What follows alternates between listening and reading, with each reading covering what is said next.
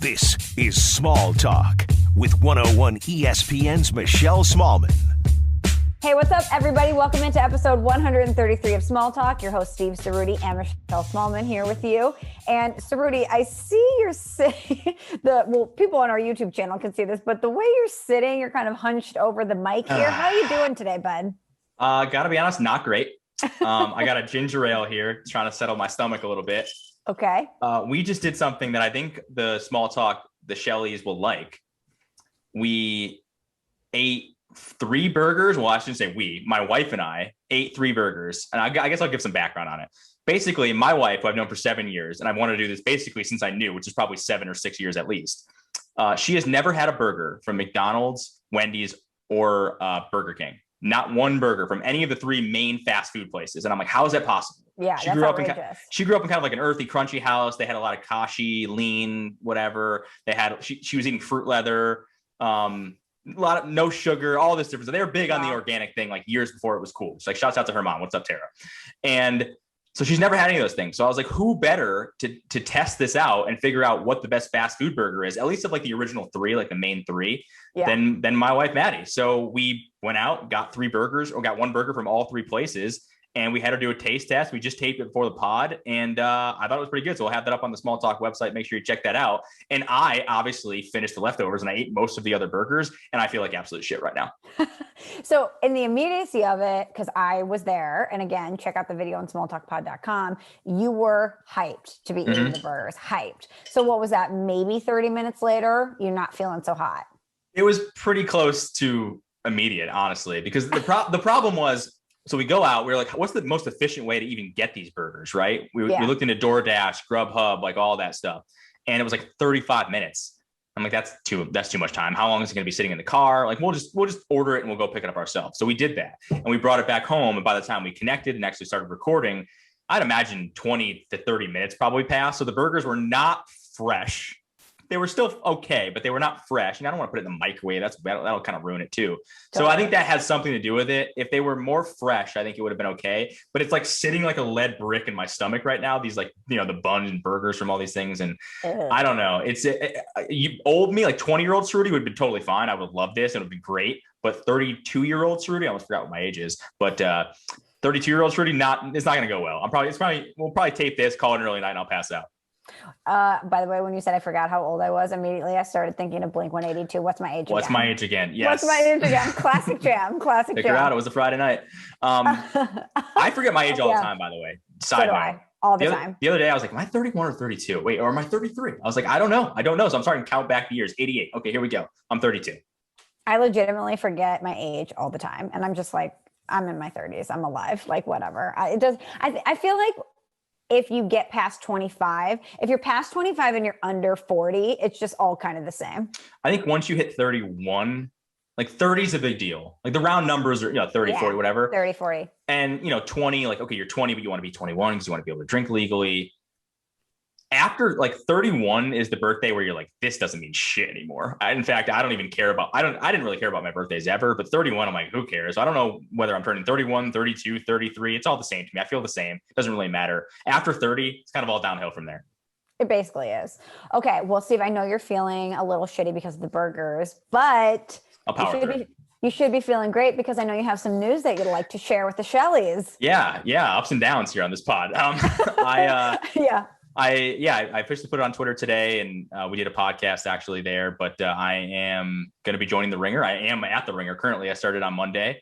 So shouts out to Bill, shouts out to Ryan. I'm back working on Ryan's podcast. I'm also going to be working on some other cool stuff that they have going on, and, been a big fan of the Ringer since it started, and know a lot of the people there already. And so happy to be back in sort of the content machine of podcasting with a really great group. And like, I don't know what this means. Like, I'd like to bring more soccer to the Ringer. Obviously I'll be back on Ryan's show. We've got some other cool projects that I can't quite talk about yet, but I think people will really like them. So it's good to have like another full-time job again after a weird 2020. I was talking about it on Ryan's pod a little bit. I'm like, 2020 was a weird year for me, like it was for probably a lot of people, but I had a lot of, I found myself, I had a lot of, introspection and had a lot of downtime to think about what I really wanted to do. And I'm glad it worked out this way, because even if I had to wait a long time, it's really a great spot for me. So pumped about it.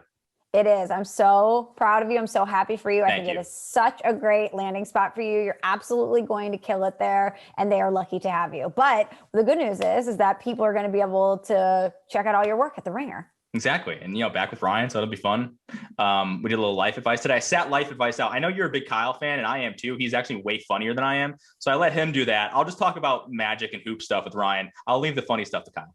So I admittedly don't get to listen to Ryan's pod as much as I would like, mostly because he talks NFL and NBA, which has no bearing on my life or my job. So, or college football, yep. or college basketball. So as much I want to listen to it more, and now that you're there, I definitely will have to tune in. But when I see it's NBA, I'm like, well, I don't need to know about the NBA. Yeah, you don't need to know about like Raptors, Pelicans one night. I don't. Like, that's just not on your radar. It's just not, and I wish it was, but I just don't. Watching the Cardinals, the Blues, college hoops, I don't have time for it.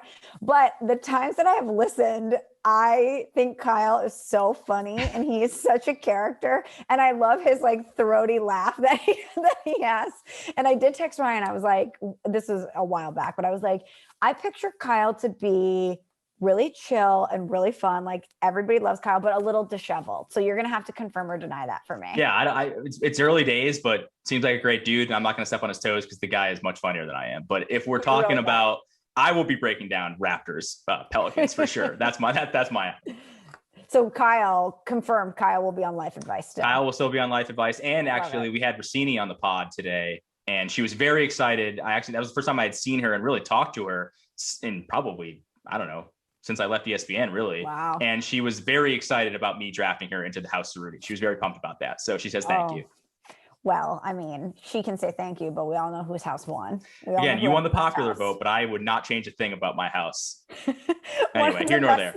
One of the best things that has happened to us in a long time happened on Instagram. So when I shared the video about the podcast, about us picking the houses, and the breakout video that Steve chose was me being really upset that Damian Woody was swiped from me. And Damian Woody shared the video and he just wrote, "You snooze, you lose." Again, which I thought was the best response of all time, and makes me even more upset that I didn't get him in my house, and even more jealous that you got him, because I was like, this is why I love Damian Woody. That was such a perfect line, and it's so funny.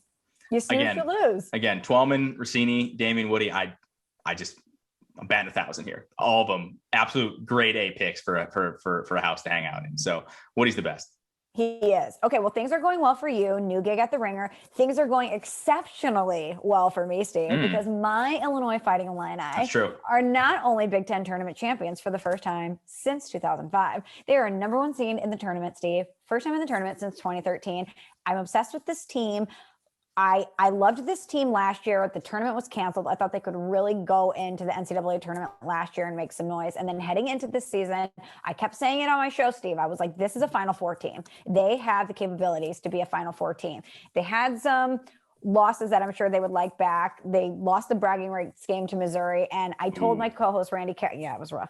I told my co-host, Randy Carricker, I go, I cover the Cardinals and the Blues, and I always want them to win because I want St. Louis to win, and because I like a lot of the people that work there and I cheer for the people, but I'm not as emotionally invested in it as I am Illinois. And Illinois football has never really been good, at least while I was there. We went to the Rose Bowl once. Juice Williams.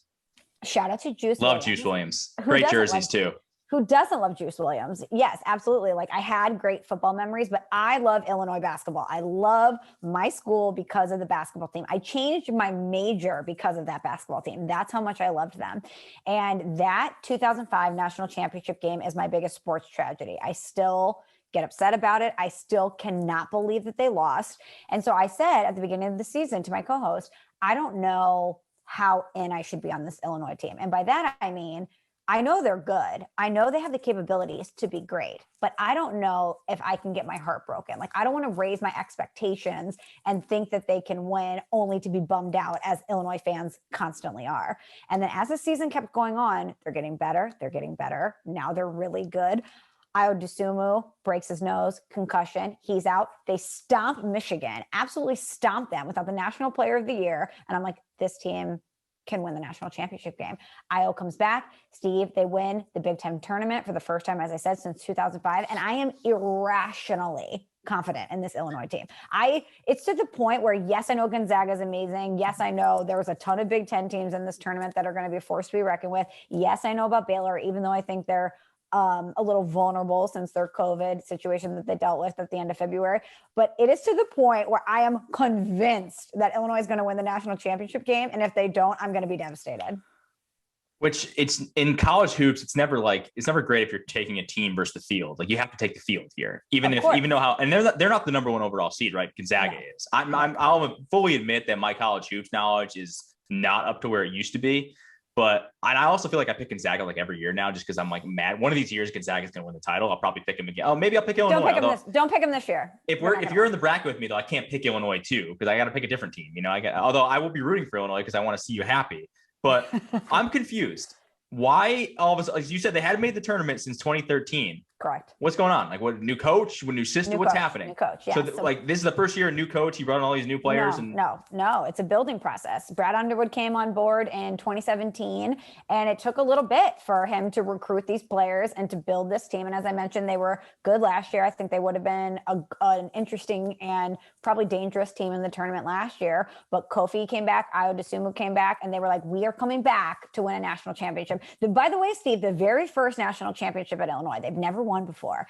And that's the thing, is I don't want to get too hyped to have the fall be really great, but I'm already there. Like, we are there. I am waking up every morning with a huge smile on my face. I'm like, hey, guess what? One more day until Illinois plays again. Like, I am so in that it's either going to be the best sports moment of my entire life or the absolute worst. So I'm looking at the bracket. You've got, what day do you guys play? Friday, Saturday? Friday, 12:15. Okay, so you got Drexel. I mean, one is only ever lost to a 16 one time. Correct.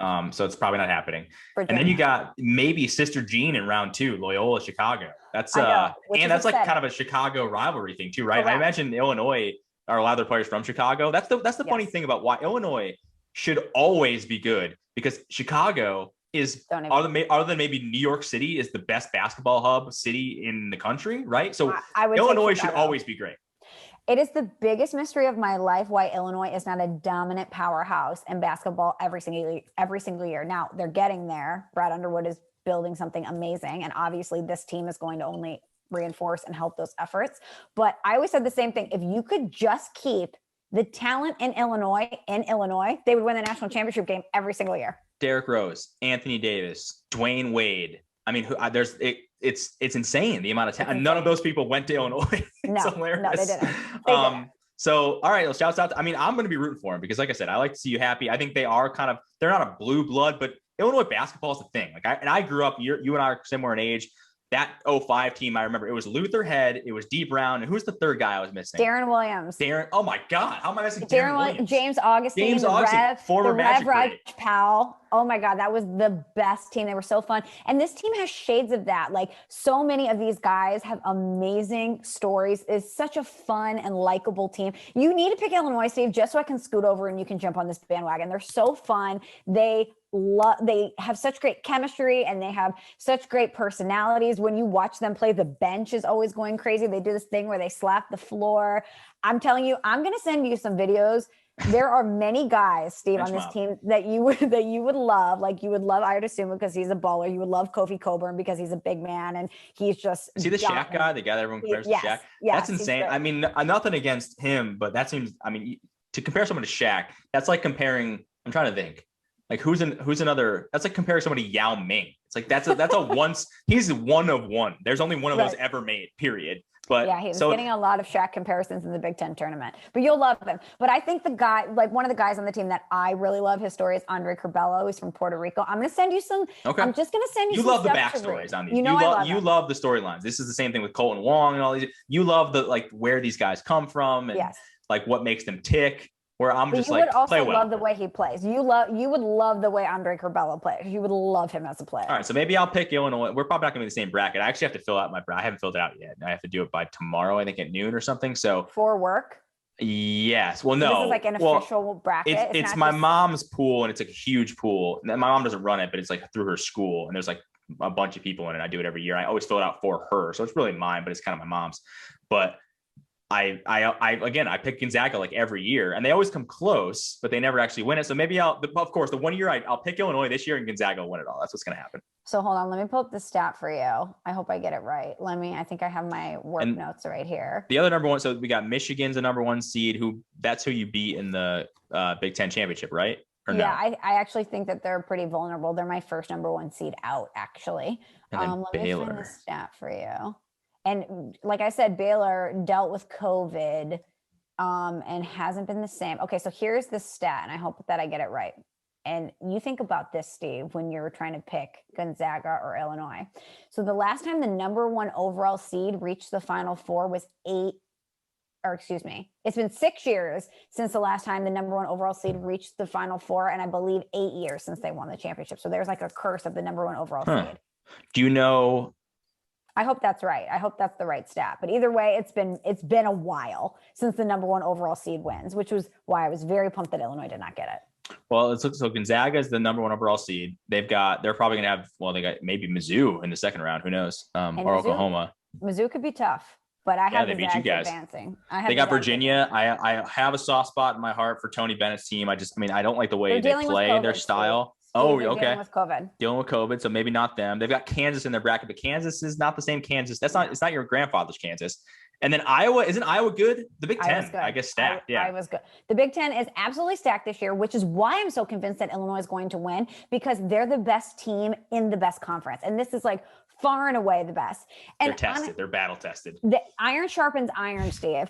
And I was just thinking about this. Like, think about how excited I am. I wish that I could bottle this feeling and sell it. We would be billionaires. There's nothing like the love you have for your school, the place that you went, and you're always going to love your teams from your school, probably more than anything else.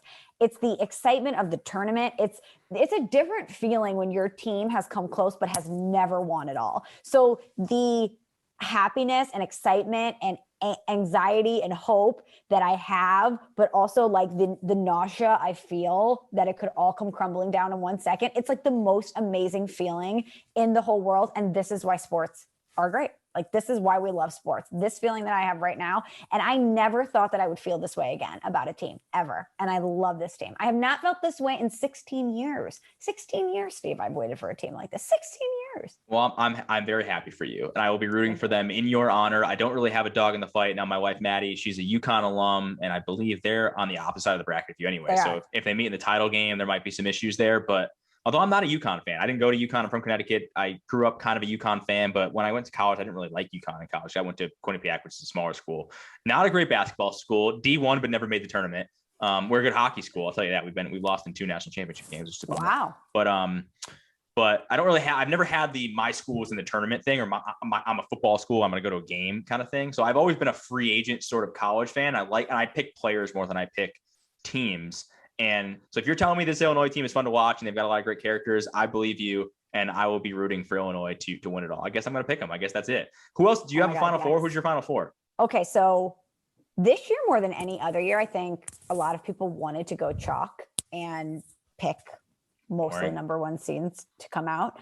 I actually did not. I only have Illinois as the only number one seed advancing, which is probably a mistake, but really all you have to do is pick the winner. And I definitely am. So I'm not that concerned about it. So I have Iowa beating Gonzaga. I have them falling in the, Elite Eight. Yep. I have. Do you have an all Big Ten Final Four? No. 3 out of 4, though. Yeah, of course. I have Ohio State advancing out of the South, obviously Illinois coming out of the Midwest, and I have Alabama coming out of the East. Oh, yeah, okay. People like Alabama. I did know that. I actually have Michigan losing to Florida State, but yeah, Alabama's a really good team. I've heard that. Yes, and I think that they have an easier path. Let me pull. So you're out on Baylor.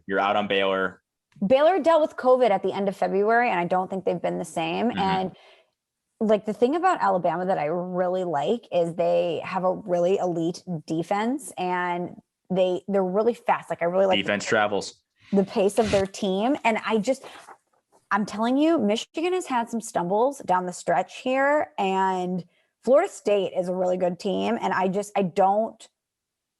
here's where I get twisted. I want to pick Big Ten teams because they have played in an amazing conference this year, and a lot of these teams are really good. But then I feel like because I've seen them more, I know some of their vulnerabilities, I guess, a little bit better. So I don't know if their vulnerabilities are enough to let another team beat them, or if they're just better. That's like where I get tripped up. Oh, wait, hold on. My Badgers aren't in it. Yes, they are. I don't see them. They're playing North Carolina in the South. It's a good 8-9 matchup. Oh, there we go. Okay, on Wisconsin. There we go. Let me just say this. I'm not going to pick Wisconsin. Do you know you're going to be mad? I don't know. Maybe I've said this to you before. So if I have, I apologize. But you're going to be mad if I haven't. I think Michigan is the coolest team in the Big Ten. Not basketball, not sport specific. I just think Michigan is like cool. Ohio State, get out of here. Sorry. Why Wisconsin, is Michigan's the coolest? Because I don't know. No, I've just always thought Michigan, their colors are cool. Ann Arbor's an awesome place. Have you been there? Can you confirm? I've never been. You're right. Okay. I've been to Madison, and Madison's great. I've never been to Champaign. I've never been, but I'm just saying I've heard Ann Arbor's great. So I'm just saying from a New Englander's perspective, an outsider's perspective, on perception alone, Michigan's like kind of a cool school. It is. It is. Michigan is very cool. And I've never been there.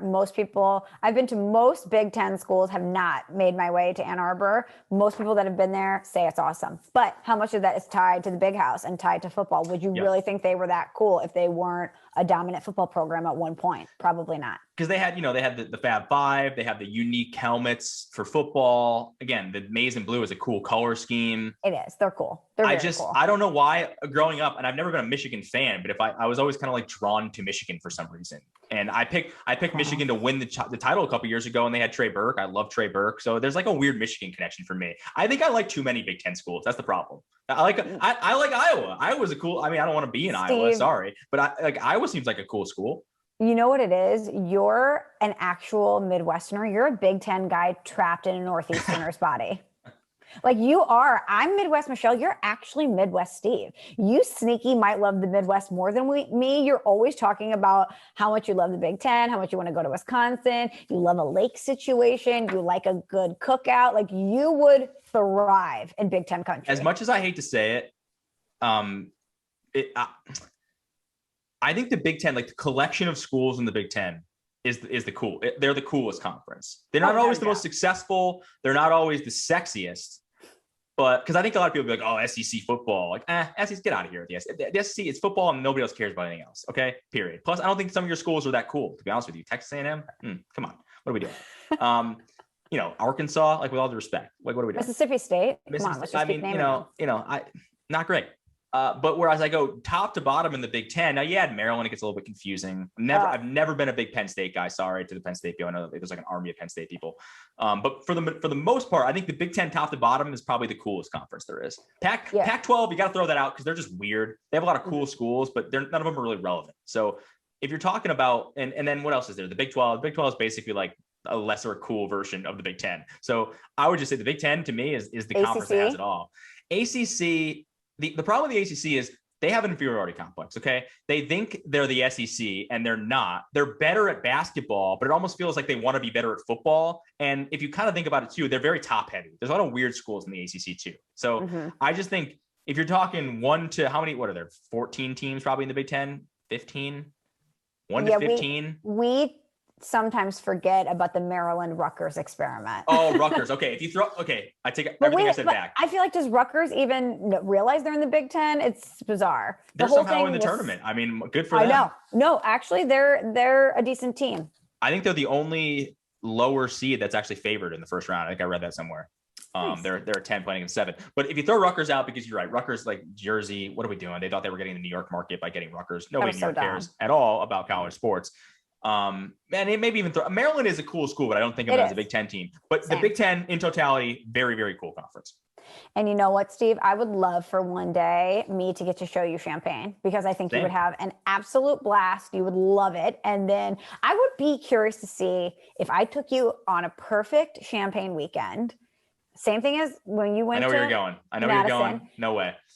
You've never been there. You could It's love at first sight, Michelle. It was love at first sight. You only have that one time in your life. And for me, it was when I got off the plane and stepped into Madison.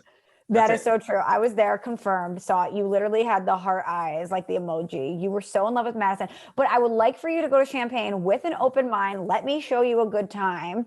Let me show you how Illinois parties. and you might like it more. Again, I'm not denying I would probably love Champaign. I'm sure it's beautiful, but I have history with Madison. We're never going to get over that. You don't get over your first crush. It's with you. It's with you the rest of your life. That's me and Madison. Okay. Champaign. Maybe I want to marry Champaign, but I'm always gonna be thinking about Madison. Okay. That's how it goes. That is too good. And you know what? Madison is an awesome time. Yeah, I don't blame you. I don't blame you. Even if you came to Champaign-Urbana to say like, this is pretty sick, I love it. But like, what about Madison? Because I love Illinois with all my heart. And I went to Madison and was like, yeah, this place is dope. It hits different, period. Great. It's great. Okay. Well, I'm so glad we did a little bracket talk, and I need you on Friday. So here's what I need from you, because you couldn't watch Cardinal baseball with me. You didn't follow up on that promise, which is fine. It's totally fine. But I need you to be in on Illinois. I need you to wear orange, or at least in your mind, like mentally wear orange on Friday. And I need you to be in. I need you to be in. If you're going to pick them, if you don't pick them, that's fine. But if you do choose them, I need you in. What time is the game? 12:15 Friday. Oh yeah. I mean, whatever. I'll move some things aside and watch the game. No, I don't know if I'll be wearing orange, but I'm all in. I'm all in. I don't have a dog in the race, so you're giving me one right now. It seems like you would have orange in your closet. I don't know why. Maybe it's your coloring, Steve, but I feel like orange might work for you. I think if of all the colors in the spectrum, orange is probably the one I own the least of. Really? Yeah. So today is St. Patrick's Day, and I did not have one thing that's green. Not one thing to wear to work that's green. I wore Notre Dame stuff instead. Oh, okay, that works. Okay, the stuff from Tommy Rees. Shout out to Tommy Rees. Yeah, that's close enough. Are you one of those people? I'm not one of those people that like wears red. Well, obviously I'm not one of those people, but are you one of those people that wears red on Valentine's Day and like red around Christmas and green on St. Patrick's Day and orange on how I don't know. Like you don't strike me as one of those people that's like a festive dresser. You act like you don't know me. You know I love a theme. What are you talking about? I can't see you being like, it's St. Patrick's Day, time to get my green shirt out. I don't know. For some reason, I just don't feel like that's you. But I guess maybe I'm reading you wrong. I don't know. I don't remember in all the years we worked together, I don't remember you ever doing that. Well, I'm not wearing like a Kiss Me I'm Irish tee, but yeah, I'll throw a little green in there, have a little festive moment. The Kiss Me I'm Irish person, not only are they festive, but they're also probably hammered puking in a parking lot somewhere in a major city. Like that person's on a totally different level than if you just wear like a green scarf one day to work, Totally. Yeah. Do you think that in a post-COVID world, Kiss Me I'm Irish is going to play? Like, yes, I know people are getting vaccinated and they're about to be out in the streets again, but I don't know, even after I'm fully vaccinated and the pandemic has come to a close, that I'm going to feel cool with people randomly kissing me on the street because it's St. Patrick's Day. I think, don't shoot the messenger. Because I know there are still a lot of people that are very sensitive about the COVID stuff, but we need to prepare everyone for what's going to happen this summer. It's like going to be a hot girl summer again. Like people are not going to give a fuck at all. If you're vaccinated, like, I'm sorry, like this whole thing with Biden being like, oh, July 4th, maybe people can get like, bro, come on. Like, I'm sorry. And again, not political whatsoever. I'm a realist. That shit ain't happening, bro. They're going to be doing that way earlier than July 4th. As soon as people get the vaccine, and I say that, hopefully, but as soon as people get the vaccine, that's like a free pass to basically do whatever you want. And so I think you're telling me like the Kiss Me I'm Irish thing and all that whole deal. I think this summer is going to be like Drake's Summer 16 and a Hot Girl Summer like mixed together. And that's what this summer is going to be for single people and even not single people. It's going to be weird.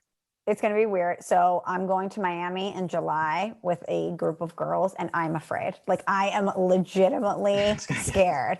Things are going to get turned up and things could get weird. And I said to them, I go, you have to understand, we are going to be like baby deers that are released out into the wild. We don't have our bearings quite yet, but we're out there. It's got like, I'm concerned, Steve, for a boat day. I live for a boat day, but it's been a while since your girls had a boat day. Like, am I going to be Tom Brady stumbling off the boat? We know boat beers hit different. Boat rosé certainly hits different. Oh yeah. I mean, when we were on that boat in Chicago, and we had been drinking frosé all we had the original, we had the mimosas in the morning, then we graduated to frosé, then we got the boat with some claws. That was an aggressively drunk day. And that's going to just be the baseline for like what this summer is going to be like. So again, it's going to be like, like when they like back in the olden days, they used to not feed dogs to like make them crazy. And like when they would send them at somebody and they would go absolutely rabid. That's going to be like people. It's going to be like when you go to college for someone who's like never drank before. And all of a sudden it's like, oh my God. Like, we're free. This is what I could do anything I want. This is amazing. And then that person's like blacked out drunk every single night. That's what, like, I would say a lot of the population is going to be doing this summer, period. There's not a lot of productivity going on at work. It's just going to be a weird summer overall. So get ready for it. And everybody has infinite vacation time because no one went anywhere last year. Most people rolled it over. And everyone's drunk tolerance is way higher than it was because they've probably just been drinking at home. So it's a disastrous combination, but it could be kind of fun. I don't know. But everyone needs to get mentally prepared for what's going to happen. Hot girl summer is coming. Hot guy summer is coming. It's going to be like Prohibition, like when the Roaring 20s happened. It's getting wild. Like in my mind, when I think about summer 2021, when I went to Acapulco in spring break, Steve, in college, there was this thing where people would dance with the devil. Have you ever heard about this? Dance with the devil? I don't think so. So at this club, I believe, if memory serves me correct, and I was definitely fuzzy, it was called Palladium, and people would have tables. I mean, we're talking drinks, we're talking techno, we're talking the whole bit. And at a certain point in the night, they would play Sex, Drugs, and House, and the devil would come out, and he would be on this platform, and he had like silver body paint all over his body. And he would play this song that would be like Dance with the Devil. And people, like girls, would be plucked from the crowd and they would dance with the devil, and he would like pull their tops down and people would be like spraying champagne on them, and the girls would have like silver paint all over them, and then like fireworks would rain down from the sky, and it was like 5 a.m. and I just picture summer 2021, or that's the entire summer. It's just like dancing with the devil. We have paint everywhere. There's fireworks. There's ripping everyone's clothes off. Everyone's clothes are being ripped off and everyone's cheering about it. It's just going to be consent, obviously, like with consent. Of course. Ripping clothes off with consent, Yeah. But I just feel like any weird things like that we see, like I picture that at a pool party. Like I picture that at just like a backyard barbecue, and everyone's like, do it, dance with the devil, done. It's gonna be like Marquee Day Club in Vegas, but like in normal places, basically, in like Central Connecticut. Yeah, exactly. People in the streets of Hartford, just like pool parties everywhere. It's just gonna be. I mean, I'm ready for it because I'm emotionally prepared myself for it. I'm not gonna be like necessarily partaking in all the shenanigans. I'm just ready to see it happen because again, we've had it. It's been a long year. It's been a long year plus. People need an outlet. They're excited. It's nice out. It's a good thing we have the vaccine because I kind of think this is happening either way. And and I'm just happy. I'm happy for everybody. So go enjoy yourself. Obviously be safe, but this is just prepare yourself mentally. You say you're not partaking. I'm going to be dancing with the devil and be like, Cerruti? I'll be out there ripping my shirt off. You are the devil. Yep. No, you're going to be like the devil. Doing tequila shots. Yeah, for sure. For sure. Oh my God. Okay. Well, speaking of that, everyone's going to be chronicling their hot girl summers on Instagram, Steve. I feel like everyone's Instagrams are about to be popping this summer because we haven't done shit in a year. And what's our post been? Check out my sourdough. Here's my sourdough starter, like snooze. Okay. I want to see boat parties. All right. I want to see things turned up. You've already shared the same vacation post from 2016, like 9 times in the last year already. Man. Like you have no more pictures left, period. Do you understand? All my posts for the past calendar year have been like on Throwback Thursday. Like that is literally what it's been. It's like one consistent year of a Throwback Remember Thursday. when life was fun? Yeah, that was fun. Yeah. Like, oh, wait, I went to the beach once. Great. I forgot what it was like to be landlocked. Anyway, so I watched this documentary on HBO called Fake Famous. Have you heard of this? Yes, but I haven't seen it. Okay, well, you need to see it because we talk a lot about social media on this podcast. We obviously are on social media. We work in social media partly for our jobs. And I found this documentary to be so fascinating because it was a guy who covers social media and tech for the New York Times who did it. So this is literally like his area of expertise. And he knew kind of some of the shady back channel stuff that had been going on in the social media world for a long time. So he did a blind casting call, picked 3 random people who had a really small social media following and wanted to see if he could make them famous through Instagram, basically following the same algorithm that a lot of these influencers have done. So part of that was staging photo shoots. So it was literally like them in their backyards, with champagne, pretending to be at a hotel they were not at, all these things. And this was pre-pandemic. And another big component of this was buying followers. So there's these shady websites out there where you can buy followers. And not only can you buy followers, Steve, you can buy likes and you can buy comments and you can buy engagement. And so this guy is buying these people tens of thousands of followers until they're like basically 100,000 Instagram followers, and most of them are bots. So then they're posting photos, they're buying the likes, and then they're buying the comments, and all of these brands start reaching out to these people, be like, hey, I see you have a big following. Do you want to get a free spa day and post about it on social? I'll send you sunglasses if you post it, not knowing that all of their followers are fake. And there's like a software that you can get where you can run people's socials to find out if their followers are fake or not. And so many celebrities, brands, and influencers that are out there have bought followers. And I was like, this is outrageous, that people would think that is that important, that they would want to spend money buying bots to interact on their photos. Like, give me a freaking break. But the other thing I thought about is, if you're out there saying, I have this huge following, I have 150,000 followers, and 2/3 of them are bots, you need an asterisk on your profile. So like Twitter, Instagram, whichever platform you're on should put an asterisk on there. This is like steroids, Steve. This is like the steroids of social media. This is the like home run chase of 98. This is McGuire and Sosa. Okay. Like, yes, you're doing it. Yes, you have a big following, but it's not real. Like, it's not real. So I am petitioning now for Instagram and for Twitter to put an asterisk on any profile where they know that people have bought followers. Okay. I fully endorse that, because it's right. It's bullshit. But here's the thing. You can kind of tell here's where I'm confused as well. Why don't these brands use that software? I've used the software before to check your own. I want to see how many, because everyone has fake followers. They don't even necessarily know it, but you do. They're bots that follow you. And obviously the more followers you have, the more likely you're going to have a chunk of them being bots. But I've never bought any followers, but you can check to see what percentage of someone's followers are fake. And I remember Russillo and I were doing this because we wanted to figure out who was frauds in the media industry, because it's very Russillo and I thing to do. Mm-hmm. And, a lot of people come like 70% fraud, right? Fake followers. Wow. But didn't Twitter, first off, why don't brands do that? Why would you ever offer someone anything if you know most of their brand is fake? Like, what are we doing? So they ran it through the software, and it came back that most of one of this girl's followers, who I think she had the most followers out of the experiment, it was like about 100,000. It came back that 70% of her followers were real. So the software didn't really work. Wow. Okay. Yeah, so they were flabbergasted by this, because the guy's like, I'm literally putting in my credit card information to buy these followers. And to your point about why, people crave, they want to say, I have 100,000 followers. Like, that's a big deal to some people. But it's a lie. Really care. It's a lie. And then, on the other hand, it's a corked bat. It's a lie. On the other hand, actually, do you remember though? This was probably 5 years ago. I don't know, 4 or 5 years ago. Twitter did a purge of a lot of fake, and people lost a ton of followers. Like, I lost, I think, a couple hundred, not because I was doing that, but because they just got rid of a lot of fake, and people lost thousands, tens of thousands, maybe even more followers during that. I remember people at ESPN, like personalities, lost like half of their following when this thing happened. So maybe Twitter just needs to do that again. Why can't we just purge out these bots? Because here's the thing, is a lot of these bots too, I don't know if there's a difference between fake accounts and bots. There probably is a difference, but bots are also a problem, because they're the one that they are the ones that feed us all this fake information and get everybody fucking confused online too. So not only are they fake, but they're fucking with people's heads. So The whole thing is insane. But I say all of that to get to my final point, which is all these social media companies, they want people to feel like they have a lot of followers and feel important and keep using the platform, right? So they're never going to police that. And if they flag someone for having fake followers, they're going to be less likely to use the platform. So it's a bad business plan for them. So there needs to almost be an independent body. And maybe Michelle and I will volunteer for that, where we just call out people for being frauds and be like, hey, this person's not real. So deal with it. And we'll flag people's accounts on their own.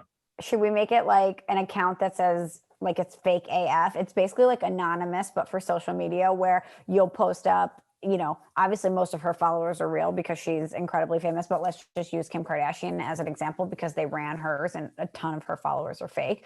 But if you posted, this person has, I wish we could get access to who's purchased what. This person has, Kim Kardashian. Do you know anybody? So I have to tell you. I do. You do? Mm-hmm. So I don't know anyone personally, but I thought there was a couple people that I'm social media friends with, not friends with in real life, that are influencers. And after I watched this, I was like, I'm going to go check. There was one person who had, let's say, about 4,000 followers a month or two ago, and now has about 10. And I was like, that's a pretty big jump in a small period of time. And so I went and clicked on the followers, and I started scrolling every single one, no profile picture, click it, 0 followers, 0 posts, click it, 0 followers, 0 posts. And I'm like, bingo, you bought followers. Then there was someone else who had about 100,000 a couple months ago. Now it's 130,000. Scrolling, bot. And I started thinking, I go, I bet way more people do this than I even realize. So I don't know if this works on Instagram because I'm not as like savvy on Instagram, but on Twitter, I the biggest giveaway to me was people who have a lot of followers and they tweet something out and they get like 1 to 2 likes and a retweet. You know that most of their followers are fake. And there's a lot of people who I'm like, yep.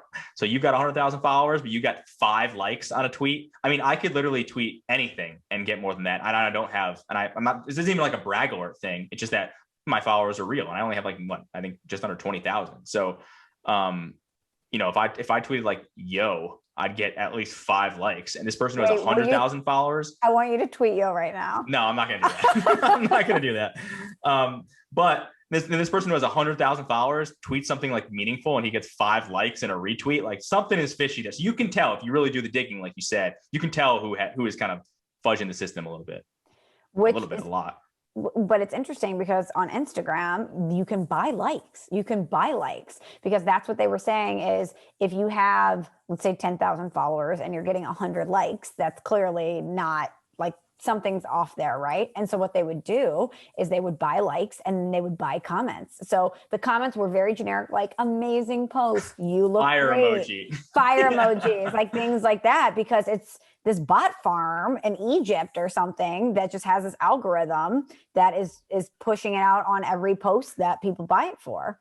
Yeah. And where does this fall in our you be happy plastic surgery thing though? Because listen, if you're buying followers and you want the likes and that makes you feel like you're a better, more whole person, are we being hypocritical here if we're pro plastic surgery, but then not pro like feeling good about yourself online? I don't know. I'm just throwing it out there. I think they're different, but I'm not really sure how I would explain that. I guess I find it different because if you have an insecurity about the way you look and you want to fix it, to me, that's like you are living in this house every day and like you should decorate your house the way you want to decorate your house. Yeah. But my bigger issue with the social media thing, and people could of course say this about your body too, from a vanity standpoint, is why are we placing such importance on social media? Like to me, it's this broader conversation about people only finding value and validity in how many likes they get. And if that means so much to you that you have to buy likes, that is crazy to me that you care about it that much that you have to buy them. So, and listen, you could say the same thing about calves if you're a dude and you want calves. Like you care about calves that much, you have to buy them. But you know what I'm saying? Like you could do it with ass implants, whatever. It's literally the same concept. But I think to me, it speaks to like this bigger issue we have as a society where people are addicted to their phones and addicted to technology. And we're like, you could even say that the social media stuff is contributing to the plastic surgery that we're supporting. It bothers me because I feel like we should care about the things we're saying and like, you having a genuine care to share that with the world rather than just like spouting something off because you think you're going to get likes. So there was a really interesting conversation on Bill Maher. I forget what week it was last week, I don't know, a couple weeks ago, whatever.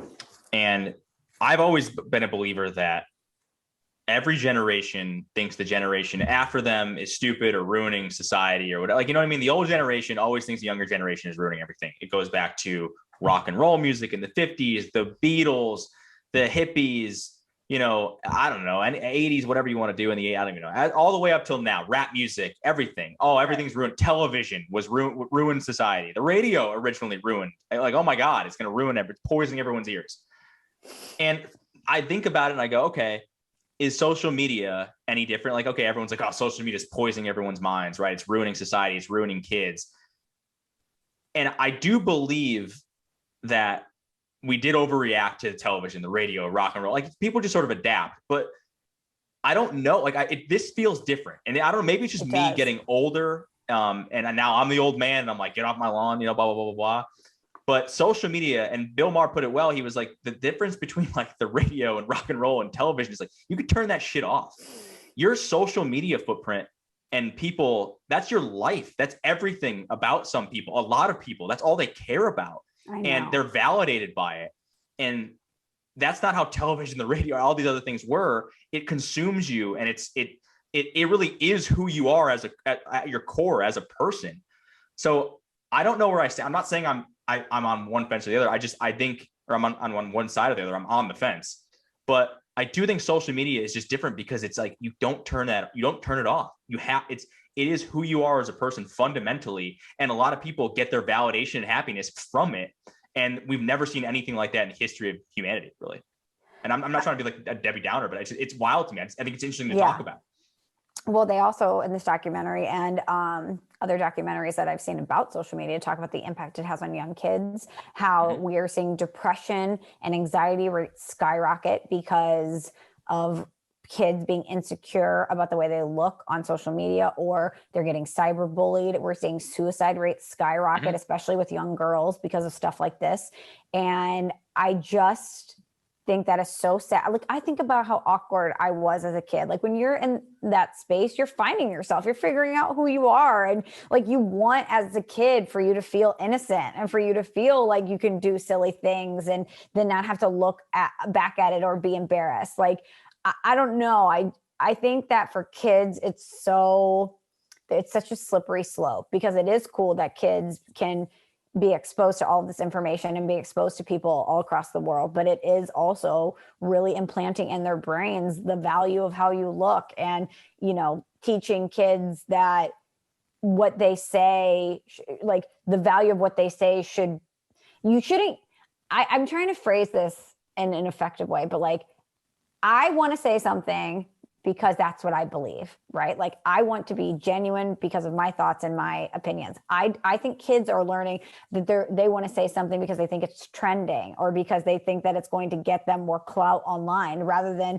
them developing their own unique thoughts. Does that make sense? It's more like a herd mentality, which I think is nuts. I think it also sort of robs kids of being able to like make mistakes that kids make, right? Everything is public. You kind of can't live any of that stuff down. Like, everything that you do is, and if you make a stupid post or something happens, or you get bullied you can't, or, you used to go home from school and at least you wouldn't be bullied. Now, like, you could be bullied 24 hours a day, 7 days a week. I don't even know how we got into this, but it's just, I know. Now it took a deep turn. I know. It all goes back to people buying followers. It's just, I don't know where I stand. But it's also done so many great things, social media, right? It's connected people in ways that we've never been before. It's made life more efficient. And I don't know. It's like, it's kind of like it's a yin and a yang of like, here's the greatness and here's the bad stuff that comes with it. And you have to take the whole thing. It's all or nothing. And I don't know, back to buying followers though, just where we started. I've never understood why. I don't care. I really don't. Like, if I had 2 followers, I really don't care. I don't care either. I would rather have 2 real followers than 1,000 fake followers. But that's not how people think. That's not. What would you do though if you found out one of your close friends was buying followers? Like, what would you do? I'd make fun of him. And that's probably not the right thing to do. Differently of them though? Wouldn't you think differently? I would almost feel bad for them. I would be like, I'd be like, dude, that's a bummer for you. Why do you feel the need to? No, I'm not even saying that in a funny way. I'm saying that I feel sad that you need that to feel validated. I feel sad that you feel like you need to buy followers to prove something to somebody. That's you and I are unique in that. And, I'm sure it might be interesting to actually talk about to somebody, about that, because it is kind of interesting. You and I, we're like afraid of our own shadows. We're afraid to promote things too much. We don't want to be in people's faces too much. We're very cognizant of that. Whereas I think a lot of other people, they want to put out a good image online. They want to make sure they're getting a bunch of likes and they're seen by all these people that they think are important.